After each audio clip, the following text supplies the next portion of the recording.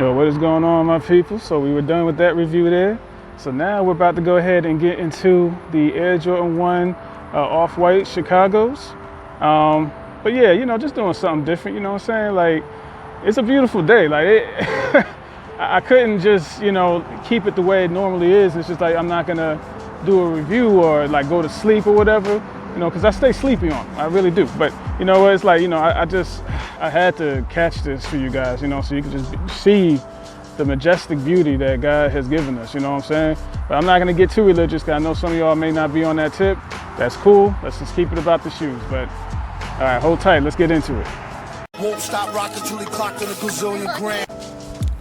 Created by designer Virgil Abloh, the Air Jordan 1 Off-White comes in classic Chicago colorway. Some of the sneakers have finish features, include a swoosh connected to the shoe with visible blue stitching, air printed on the midsole, and an off-white zip tie on the collar. Virgil's Off-White collection included remixed iterations of the Air Vapor Max, Air Presto, Air Max 90, Blazer, Air Max 97, Hyperdunk 2017, Air Force 1, Zoom Fly, and a Chuck Taylor. So overall, great collections to be added to the 10 that he had available at the time of release. What is up, good people? It's Ty, the shoe guy, back with another review for you guys. And today, as you can see on this review, as I did on the last video, we're definitely going to be out here just showing y'all the beautiful nature, just the scenery. Some people are starting to come out here, which is cool. It's a park. That's what's supposed to happen. People are supposed to come out here. It can't just be me out here. So yeah, again, before we get into the whole thing, just want to thank everyone that's actually come on board for coming on board and just like giving me that good energy, that good vibe. That's been really important because after what happened on election day, which if y'all don't know that date out there in different countries, that's November 3rd, 2020.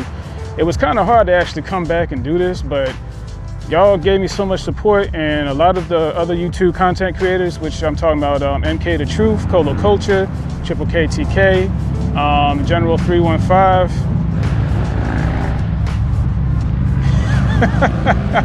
Y'all hear that? I mean, this microphone is awesome, so I know that's picking up the sounds of the motorcycles, but anyway, as I said, General 315, you got ABHTXX, Trollmageddon, you know what I mean? These are people who actually come on board and was just like, yo, do what you gotta do, son. Keep it moving. Don't worry about what happened. You're gonna be just fine. So I'm like, you know what? I'm gonna do that and get straight to it, you know what I'm saying? And that's what we're gonna do, is get straight into this review, which today we are talking about the Air Jordan 1 Chicago Off-Whites, of course. These particular shoes themselves are my favorite shoe. This is actually my second time wearing them since I first brought them. Who is the person I brought them from? Hey, DM me, I got you. You know what I'm saying? We're not even gonna talk about the name of the company on this channel. Why? Because I don't condone the selling or reselling of UA or replica shoes. And I'm not a seller myself anyway, so don't ask me about that. And I'm not gonna buy anything from you, because don't ask me about that. You know what I'm saying? Because at the end of the day, who wants to get hemmed up? Like I said, open the door, ATF. I mean, who wants to do that? Who wants to deal with that right before Thanksgiving? You about to eat that good turkey? Hey, I already talked about this before. Let's keep it moving. This particular shoe itself, the muslin material is what I really like, that foam quality. All right. Now here's the thing about it. Are the materials cheap? Yeah, you better believe they are. But does that make it a bad looking shoe? Hell no, it doesn't. Weird, isn't it? If you actually ask someone like, say, MK The Truth, for example, or he used to be known as Minor Kicks, still goes that, I'll buy that on IG, so check him out.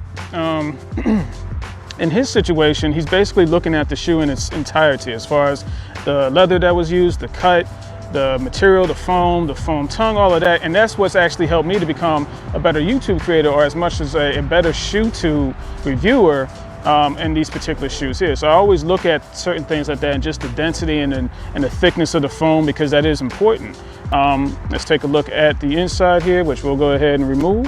As you guys can see, the 85 right there on the flap, that should be back there. So if you guys do not have that on either flaps, and there should be an indentation as well. I don't know if the light's gonna be able to pick it up outside, but it should be an indentation right here. If you don't see that, that's a problem.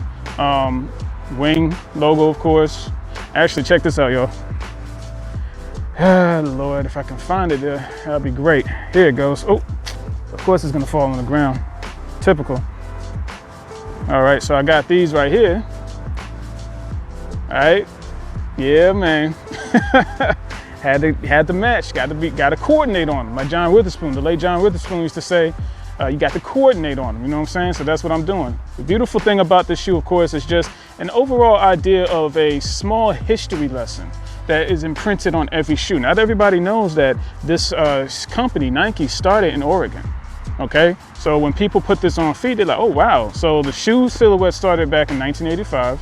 For some people who may have not known that, Air Jordan 1s was back in 85, and it just created an entire line of classics from there.